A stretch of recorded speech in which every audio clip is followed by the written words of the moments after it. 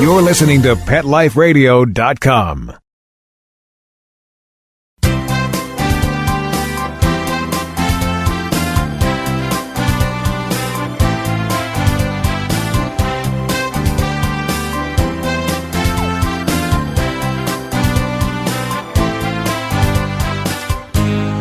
And welcome and good morning or good afternoon to all. You are here live with Dr. Jeff Werber, your host for the next 30 minutes here on Pet Life Radio's live call-in show, Ask the Vets with Dr. Jeff.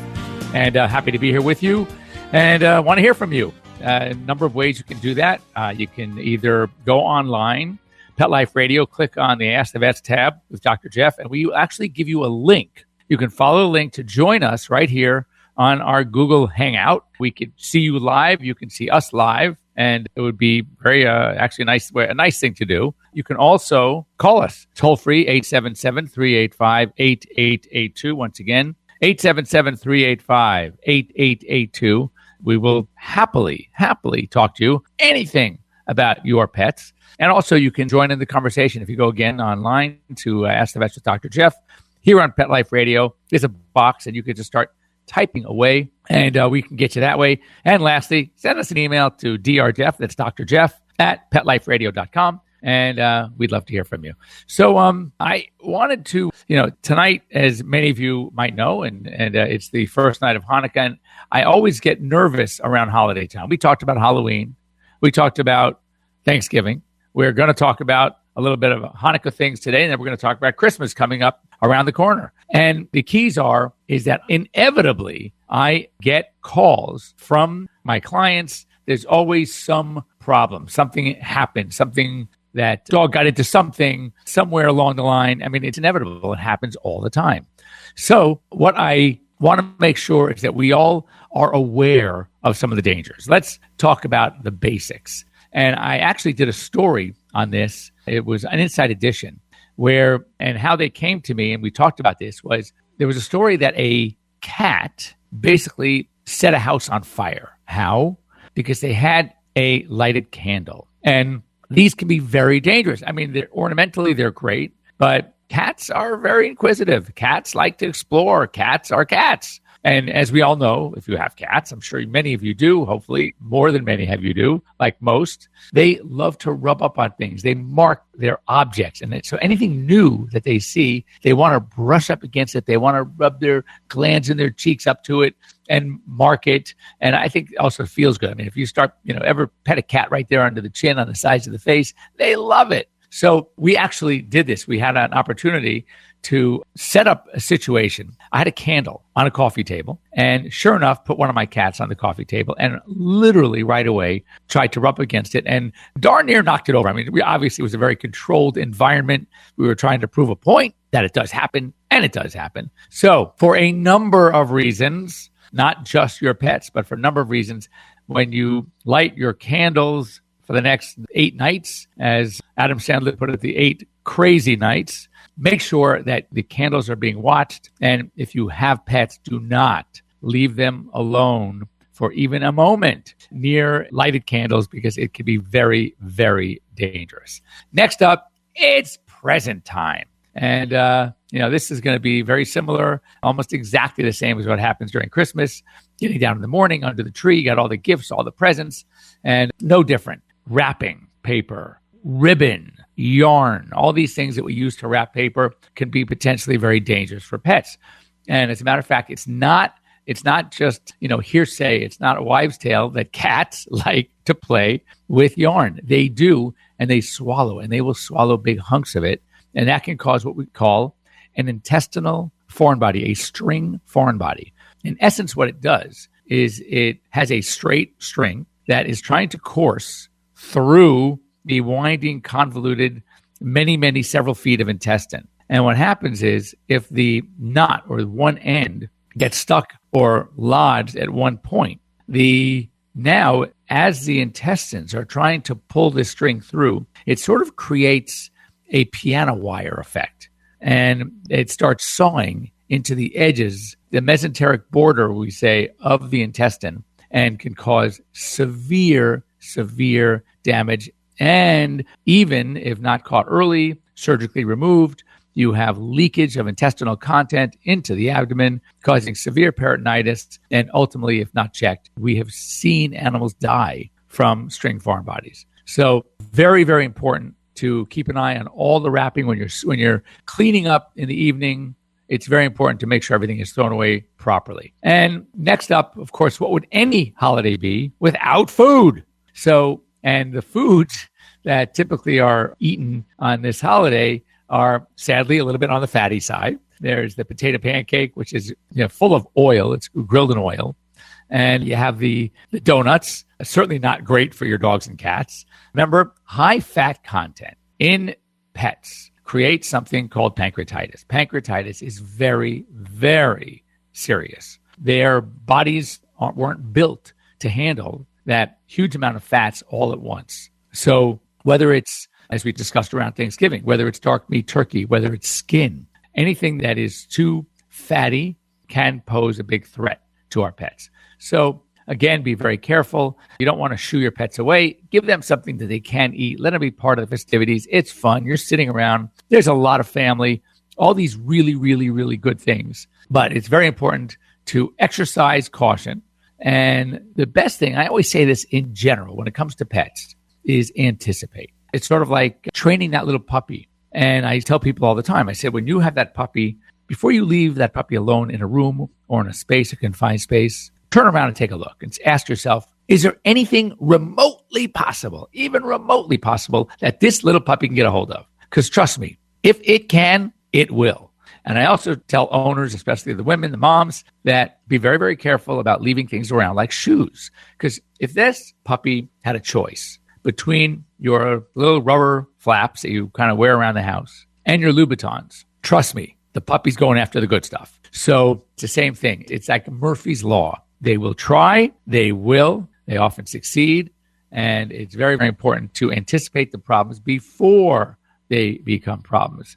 And so the same thing with all the holidays. So it's the candles, it's the presents and the wrapping and the ribbons and the yarn. And of course, as with every holiday, it's the food. And, as this with any other holiday, there's always going to be chocolate. You got the little chocolate coins, you got the things you play with. They're full of chocolate. So once again, and don't think when you have those little foil coins that are basically chocolate, that your dog is going to carefully remove the foil. It's not going to happen. They're eating that whole thing, and they're eating it quickly. And so, again, have fun, include your pets, but exercise a really fair amount of caution when you include them in the festivities, which, of course, we here at Pet Life Radio want you to do. So, one of the things that I often like to do, until I hear from somebody with a question, a comment, experience from past holidays would be great. If you had anything you want to share with our listeners. And remember, you can go online right now to Pet Life Radio, click on the Ask the Vets with Dr. Jeff tab,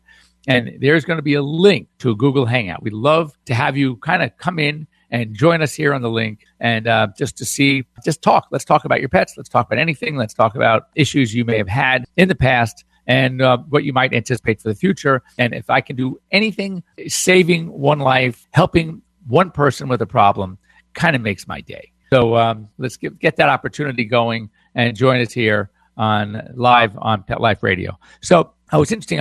I subscribe to a lot of the pet news publications online, and there are a number of them. And I found something very interesting. There was a study, and this was printed, in depth in Science magazine. Basically, the study was on aging. And we've learned a lot lately about aging. I know we've talked about the large breeds. These are the breeds that have a tendency or can and do and have developed bone cancer. And now a link has been determined between bone cancer in dogs, large breeds, and early spay-neuter. And it is now believed that there, believe it or not, is a protective benefit of the sex hormones that can help prevent the incidence of bone cancer, the occurrence of bone cancer later in life. And bone cancer usually hits an older dog. The dogs are going to be 7, 8, 9, 10. So what you do with your young dog might have a major effect on your older dog when they age. And there was statistically a 65% greater incidence in long bone cancer in the male that was pre-pubertally neutered, and a 35% greater incidence in the female that was pre-pubertally spayed. So many of us, myself included, regardless of what a city ordinance might say, I fight them all the time. And that is, I refuse, if given an option, of course, to not spay or neuter dogs until they have sexually matured, usually around a year of age. With females, I do believe it's very important to spay them before their second heat. So we used to, as with the small breeds, which we still do, it was okay to spay them before their first heat even. Like as soon as their adult teeth came in, maybe 6.5 months. First heat's usually at 7 months. So I'd like to spay them before the first heat. Now I'm pushing our large breeds and we're doing it after the first heat, closer to a year of age, 11, 12 months of age. But remember, their second heat's hitting around 14 months of age. So we want to do it before then. Males, the only reason to really neuter males early anyway is behavioral. The other benefits that we see are going to kick in anytime. So, it used to be thought that neutering will help prevent prostate cancer, and that theory has been shut down. It does help prevent benign prostatic hyperplasia, we call BPH, but that doesn't happen anyway until they're older. So you have a little more leeway for the male. Admittedly, though, male dogs can be a bit of a nuisance when it comes to going through puppy phases, puppy stages. Why? Because they want to run and they want to mark and they want to, they're just being boys. Boys will be boys. So I still think that neutering is the best way to go, certainly for population control. I am a huge advocate. However, with this new study, I am now waiting until they're closer to a year of age because I want to do everything I can to help prevent bone cancer in our large breed dogs. Anyway, we're at that point in our show at the halfway mark. So we are going to take a break for a second. So don't go away. We'll be right back here on Ask the Vets with Dr. Jeff here on Pet Life Radio, here on Google Hangouts. And we're going to come back and talk a little bit about aging and animals. Don't go away. We'll be right back right after these messages. Stay tuned. I'm home. My hair looks cute. Now what? Bringing home a puppy or new dog is exciting, and he's depending on you to keep him in good health. Dogs need special care to keep them healthy as they grow throughout their entire life. Caring for their health is critical in all stages. With Prosense, it's simple and convenient to give your dog the care it needs with effective and quality products that treat, prevent, and provide essential daily vitamins and minerals. Prosense products are veterinary formulated and recommended to ensure the very best for your pet. Try Prosense today. Your dog will thank you for it. Pets love life. Love them back with Prosense. People say less is more. At Red Barn, we think less is better. It's what you won't find that sets our natural premium pet food apart. No byproducts, no corn or soy, no fillers. Just the natural ingredients your pets need to live the healthy life they deserve. Look at the label. We want you to. Red Barn Naturals Pet Food. Simply the best. Find it in your local pet specialty store. Try our chicken rolled food as a meal or shredded as a topper. It's designerpetsweaters.com. Hand-knitted designer sweaters for your precious pup or cool cat. Beautiful couture patterns for your pets, including custom-knitted formal wear, casual wear, yachting, and even sports-themed. Many designer pet sweaters include feathered tammy hats, top hats, and a lot of sparkle. Each sweater includes leg loops, front paw sleeves, and leash opening. Visit designerpetsweaters.com to order your four-legged fashions today. Your pets will stay warm for the winter and be runway ready. Large or small, we fit them all. designerpetsweaters.com. Let's talk pets Let's talk pets on Pet Life Radio. Pet Life Radio. PetLifeRadio.com.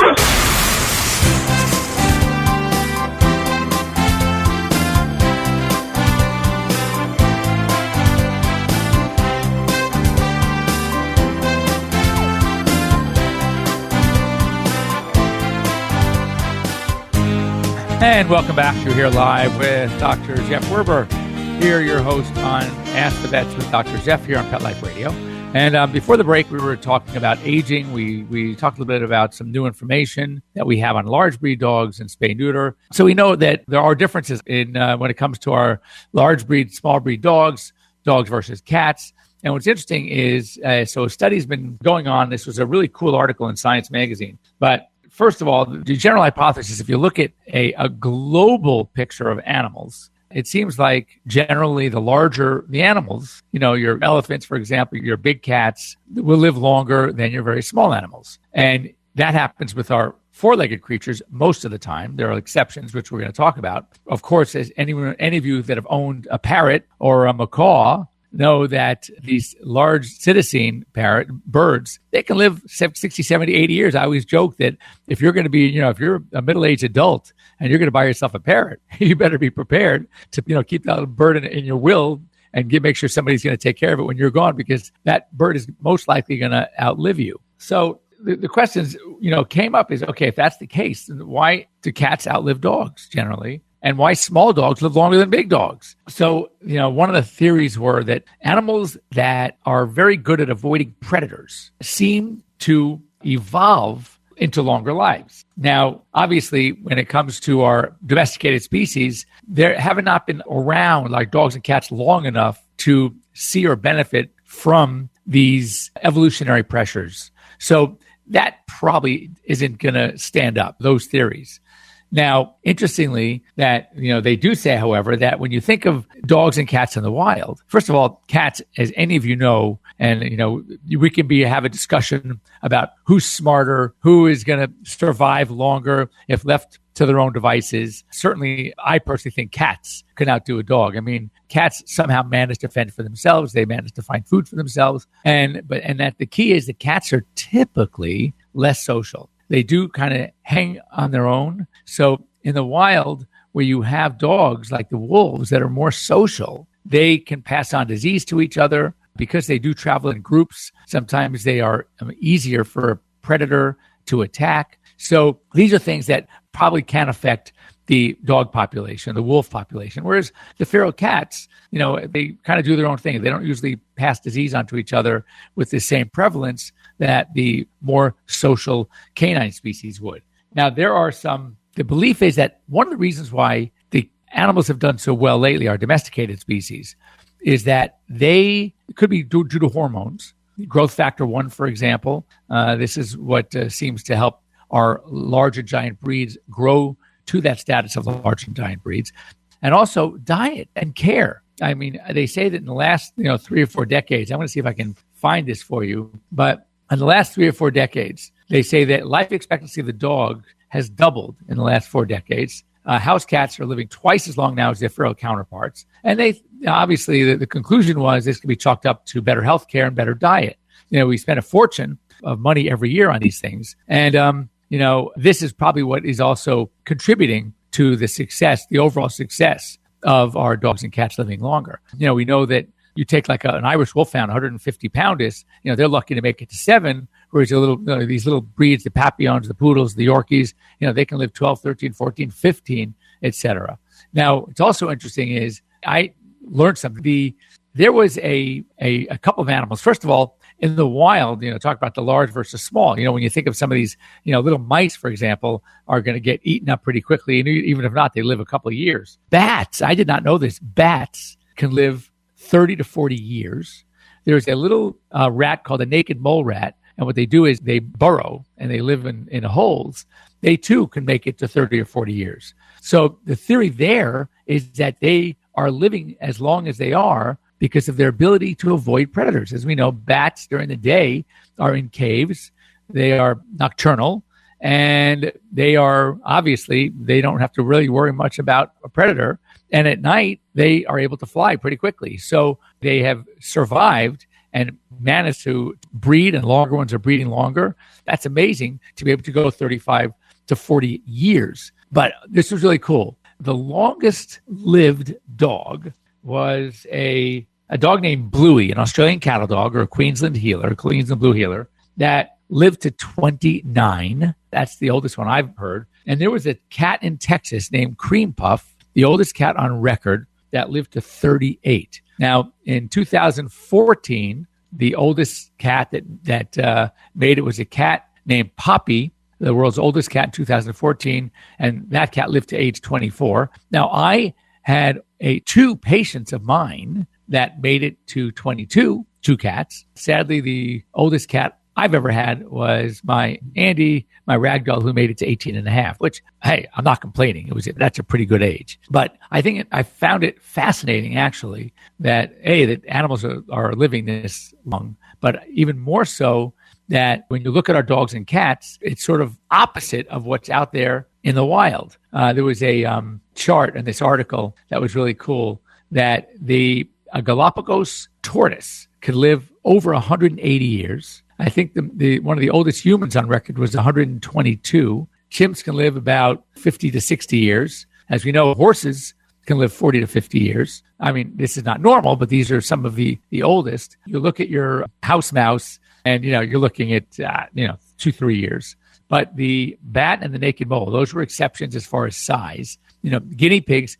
Now, guinea pigs is an interesting one because, I would usually tell people if you're going to get a guinea pig, yeah, you might get 7-8 years, occasionally 10. But there have been guinea pigs on record that have made it almost to 18 years. That's also pretty amazing. So, as you're looking at your pets and your dogs and your cats, I tell people this all the time. They go, "How long is my dog going to live?" Come on, doc. I have a small breed. I heard that they can live to 20, and I always caution them, my clients. I say, "No, yes, they can. There have been those that have lived to 20, but I would never tell anybody, oh, get a Yorkie or get a little poodle or get a Papillon or any of those little teeny dogs because they're going to live to 20. Heck no, they still have that. I mean, yes, they're going to live longer than the big dogs, but they're not going to. I would never get one thinking telling somebody it's going to make it to 20. So you have to look at what is possible versus what is realistic. And the realistic things are a little bit different. So anyway, I thought that was pretty interesting. If you have anything you want to talk about, learn more about, just for open discussion, go ahead and send me an email to Dr. Jeff, drjeff at PetLifeRadio.com. We'll do some homework on it. Maybe if you would like, we can have you as a guest on our show. And let's talk about a thing. And I would like to always hear about your pets. I had a radio show in LA. It was a live call-in show on KBC. And people loved to call in and ask questions about their pets. They were getting free veterinary advice. Something was going on with their pets. They wanted to know, first of all, they wanted to learn a little bit more about it in terms that they can possibly understand.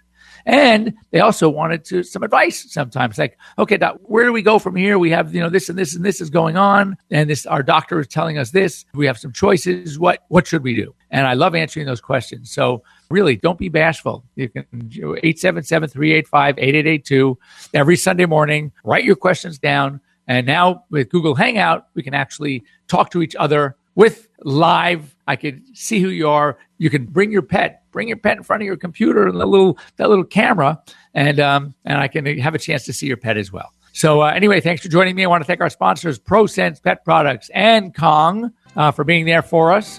And I want everybody to have a wonderful week. We'll be here next Sunday. And for those of you who celebrate, have a wonderful first night of Hanukkah. And once again, if you have any questions, please send them my way.